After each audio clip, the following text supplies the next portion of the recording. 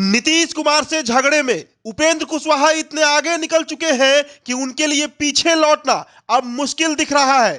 कम से कम हाल फिलहाल में ऐसी स्थिति बनते तो बिल्कुल नहीं दिख रही। पहली नजर में यह दिख रहा है कि कुशवाहा को बीजेपी से ऑफर है। पहले भी वो बीजेपी के साथ सरकार में रह चुके हैं, मगर तब की स्थिति कुछ और थी और आज कुछ और ही है। वैसे भी उपेंद्र कुशवाहा की लॉयल्टी सवालों के घेरे में रही है, चाहे वो नीतीश के साथ रहे तब या बीजेपी के साथ रहे तब भी। वैसे बिहार की राजनीति में जो भी नेता नीतीश कुमार के खिलाफ बोलता है, उसकी पीठ को बीजेपी के नेता जरूर ठोकते हैं।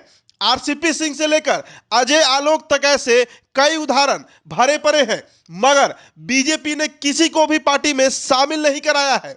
सभी के सभी वेट एंड वॉच के लिस्ट में है। अनुमान लगाया गया है कि दिल्ली से हरी झंडी नहीं मिली है। ऐसे में यह सवाल उठता है कि अगर कुशवाहा को जदयू छोड़ना ही पड़ा तो उनके पास आगे क्या ऑप्शन है।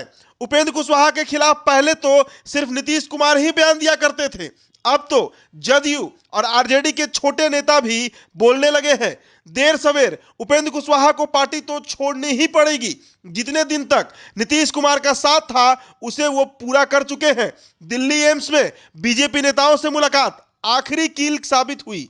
आज नहीं तो कल उपेंद्र कुशवाहा की जदयू से विदाई तय है। वैसे उपेंद्र कुशवाहा हिस्सेदारी की बात जरूर कर रहे हैं, मगर इतिहास गवाह है राजनीति में आखिर हिस्सेदारी कहां तक मिलती है। खुद के लिए सब कुछ खुद ही जमा करना होता है, फिर नेता उसका सुख खुद ही भोगते हैं और ये सब कुछ एक दिन में नहीं होता।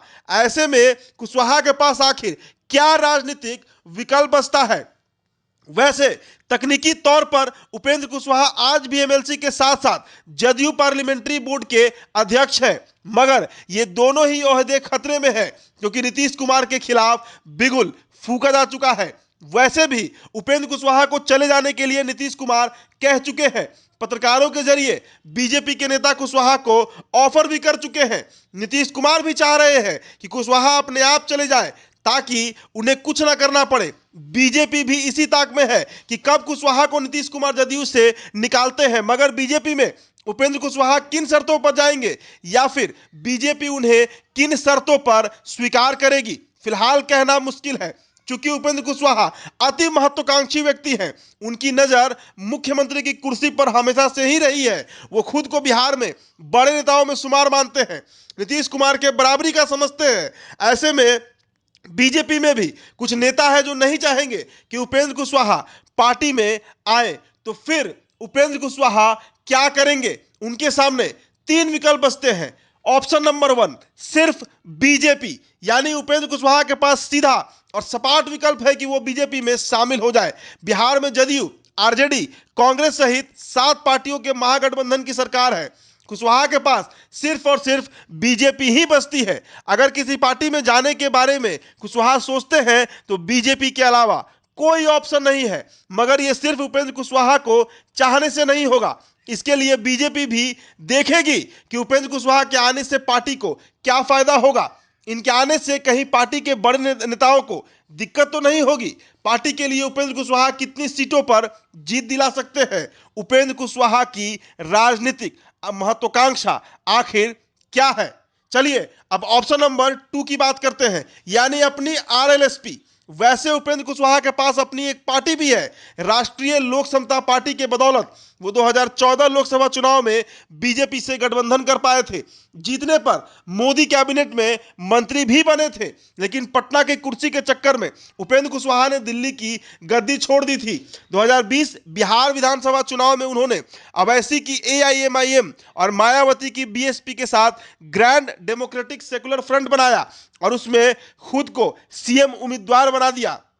ग्रैंड डेमोक्रेटिक सेकुलर फ्रंट में कुशवाहा की आरएलएसपी, अवैसी की एआईएमआईएम, मायावती की बीएसपी के अलावा सुहलदेव भारतीय समाज पार्टी, समाजवादी जनता दल डेमोक्रेटिक और जनतांत्रिक पार्टी भी शामिल थी।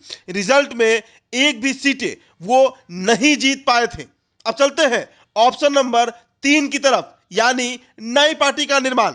उपेंद्र कुशवाहा अगर अपनी पार्टी आरएलएसपी को फिर से जिंदा करने की भी सोचेंगे तो अब राजनीतिक हालात काफी बदल चुके हैं।